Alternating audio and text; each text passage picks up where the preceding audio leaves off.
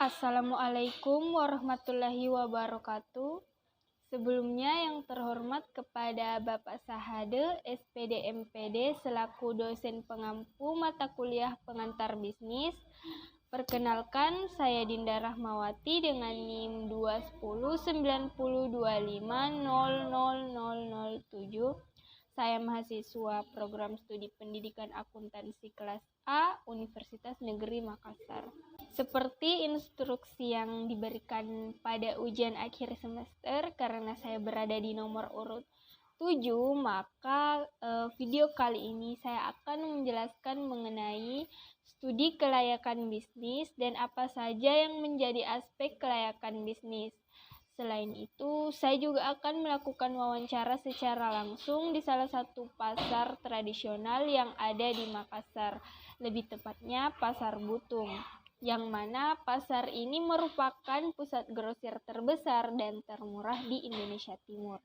Pasar ini juga terkenal dengan pengunjungnya yang sangat ramai di hari-hari besar dan hari-hari raya.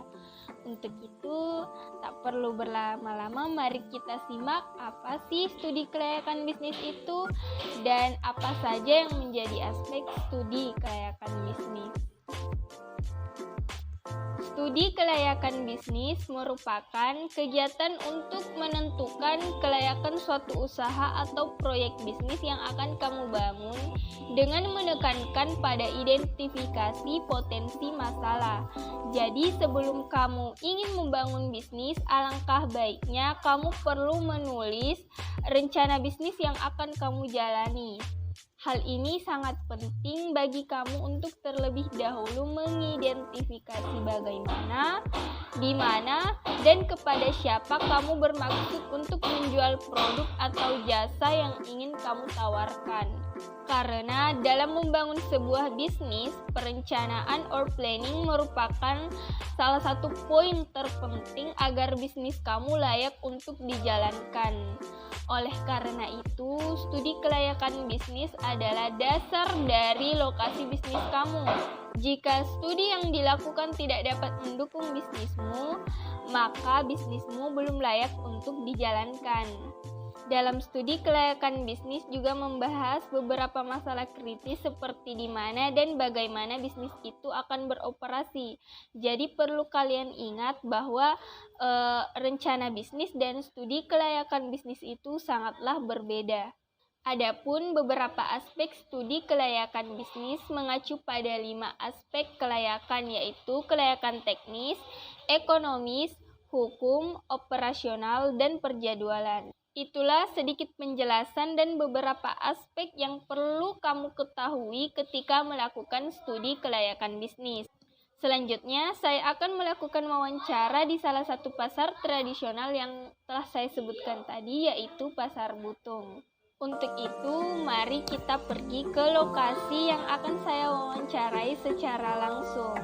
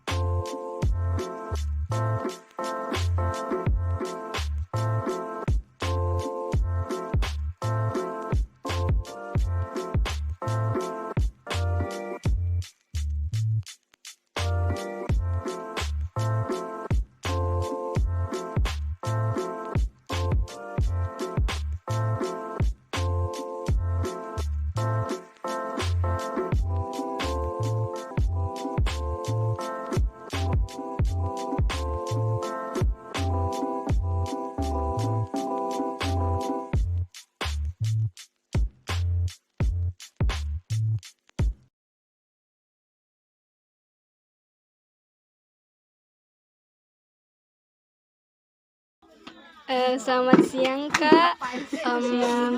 Maaf sebelumnya boleh saya minta waktunya sebentar. Perkenalkan saya Dinda Rahmawati, mahasiswa dari Universitas Negeri Makassar. Jadi saya diberi tugas sama dosen saya untuk mewawancarai salah satu pedagang yang ada di Pasar Butung ini. Jadi saya boleh minta waktunya sebentar, apakah Kak berkenan? Nah, jadi kakak ini menjual seragam sekolah dari SD, SMP sampai dengan SMA. Pertanyaan saya,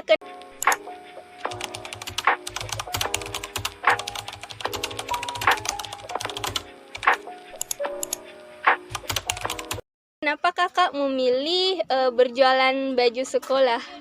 Ya karena bagian di sini cuma sedikit jualan sekolah. Jadi kita bagian di sini jualan sekolah.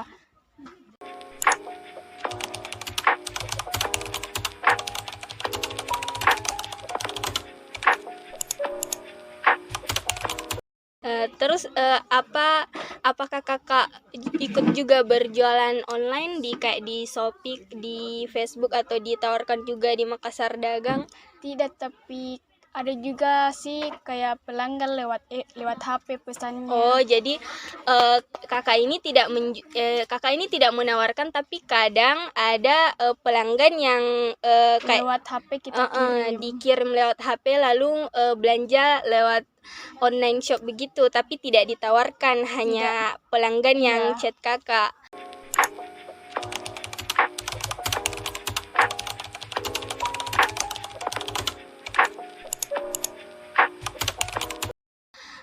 Terus selama berjualan, apakah Kak ada hambatan atau kendala seperti biasanya ada pembeli mau pilih ini pilih itu, kayak apakah itu mengganggu Kakak atau bagaimana? Bagi kita kan kita menjual harus dimaklumi kan orang-orang beda-beda. Iya, betul sekali.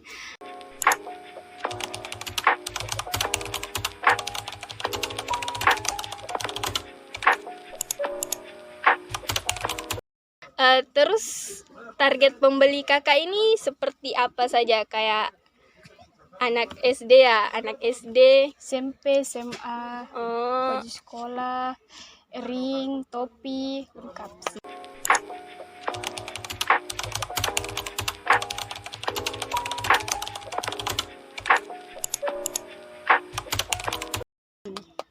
Terus boleh tahu penghasilan kakak itu per bulan itu dapat berapa Kak?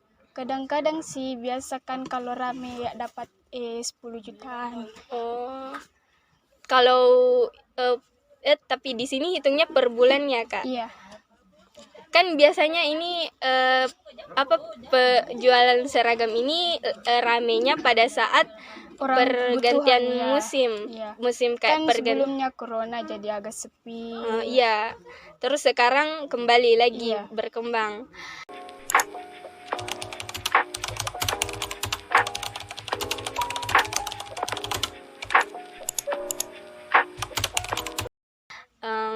Kalau misalkan stok produk kakak sudah habis, itu kira-kira habis berapa lagi? Kan biasanya ini belinya dari mana? Diproduksi sendiri atau beli jadi Kak? Jadi sih biasa dari Sinjai, dari Jakarta. Oh, dikirim terus datang ke sini. Itu biasanya habis berapa Kak produksinya?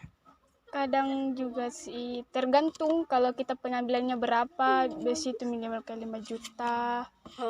Iya. Jadi penghasilan kakak ini per bulan itu berkisaran 5 sampai 10 juta dengan berjualan seragam sekolah.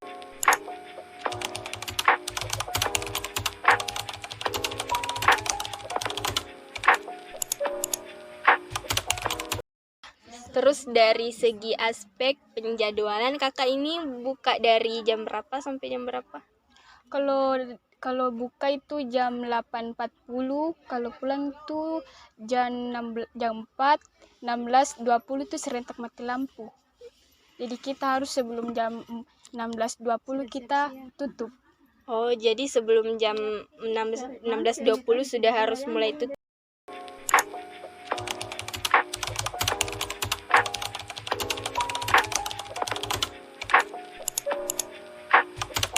Kalau dari segi aspek hukum itu di sini kakak pakai surat izin dagang itu kak, surat izin usaha ada? Surat usaha sih ya ada, biasa juga dari atas pengelola kita. Terima kasih atas waktunya kak, maaf kalau mengganggu. Ya mungkin itu saja wawancara dari saya. Terima kasih juga kakak sudah kasih waktunya sebentar. Assalamualaikum warahmatullahi wabarakatuh. Demikian kesimpulan yang dapat saya ambil pada wawancara yang telah saya lakukan di Pasar Butung. Saya bertemu dengan Kak Dita. Beliau adalah salah seorang karyawan toko Sinar Bahagia yang berlokasi di Pasar Butung. Toko tersebut menjual berbagai macam peralatan dan perlengkapan sekolah, mulai dari SD, SMP, hingga SMA. Menurut Kak Dita, berjualan seragam sekolah di Pasar Butung cukup menarik dan menguntungkan. Berhubung yang berjualan seragam sekolah tidak banyak, sehingga ada banyak peluang yang didapatkannya. Dan dilihat dari segi ekonomis, penghasilan Kak Dita ini cukup banyak, apalagi pada saat musim pergantian semester dan tahun ajaran baru. Karena pada saat itulah terdapat kenaikan tingkat permintaan produk seragam sekolah, yang mana semua orang akan membeli baju baru, akan membeli seragam sekolah baru.